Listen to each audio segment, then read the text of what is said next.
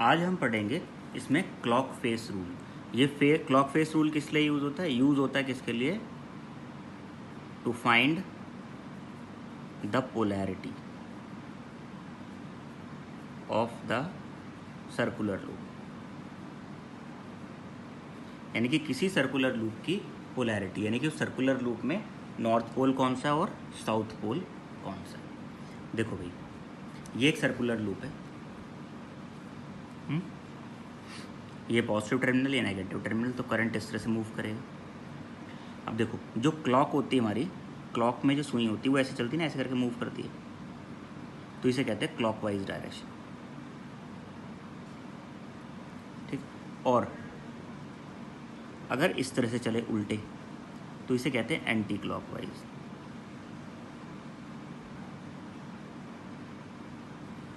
अगर clockwise direction और anti clockwise direction तुम्हें समझ में आता है तो फिर तुम्हें ये क्लॉक फेस रूल समझ में आ जाएगा। देखो, किसी भी एक सर्कुलर लूप के ना दो फेस होते हैं। जैसे मान लो एक सर्कुलर लूप, मैं यहाँ बैठा हूँ और तुम मेरे सामने बैठे हो, एकदम सामने, फेसिंग टुवर्ड्स ईच अदर, एक दूसरे की तरफ मुँह करके बैठे, और एक लूप हम यहाँ बीच में रख लें, तो जो लूप रखेंगे उस लूप का एक फेस मेरी तरफ होगा और एक तुम्हारी तरफ होगा, है ना। तो मेरी तरफ से अगर वो क्लॉकवाइज होगा तो तुम्हारी तरफ से वो क्या होगा? एंटी क्लॉकवाइज होगा पक्का। और अगर मेरी तरफ से उसमें करंट क्लॉकवाइज चल रहा है तो तुम्हारी तरफ से उसमें क्या चलेगा? पक्की बात है कि वो एंटी क्लॉकवाइज चलेगा, जैसे तुम बैठे होगे उसे देखोगे तो। ठीक है, अब देखो, इसमें क्लॉकवाइज मूव कर रहा है। अगर ये क्लॉकवाइज मूव कर रहा है किसी भी लूप में, अगर किसी एक फेस में तुम्हें ऐसा लगता है करंट क्लॉकवाइज मूव कर रहा है, तो वो साउथ पोल होगा। क्या होगा? वो साउथ पोल।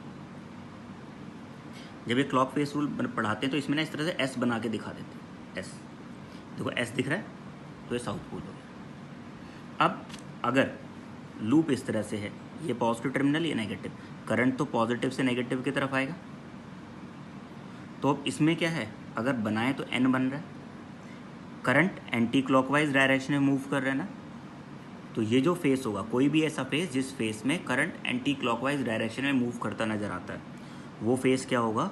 नॉर्थ पोल होगा। ठीक है, वो तो कहते हैं कि एस बनता है तो इसलिए साउथ पोल, और ये एस नॉर्थ बन जाता है तो इसलिए नॉर्थ पोल। बट मैं थोड़ा अलग तरीके से समझाता हूँ।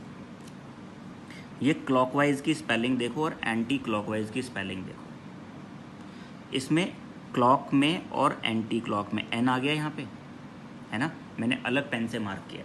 अगर एन आ रहा है स्पेलिंग में तो वो नॉर्थ पोल होगा। इसमें कहीं एन नहीं आ रहा ना, एस भी नहीं आ रहा, तो अगर एन नहीं आ रहा तो वो साउथ पोल है, याद रखने का तरीका।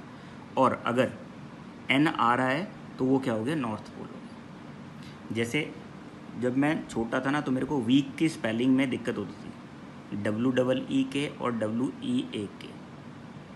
ठीक, ये वीक मतलब 7 दिन, ठीक है, एक हफ्ता, और ये वीक मतलब कमज़ोर। तो मेरे को मेरे डैडी ने समझाया कि EE आ रहे ना, तो ये कमज़ोर तो हो ही नहीं सकता। तो अगर ये कमज़ोर नहीं हो सकता तो कमज़ोर कौन होगा? ये।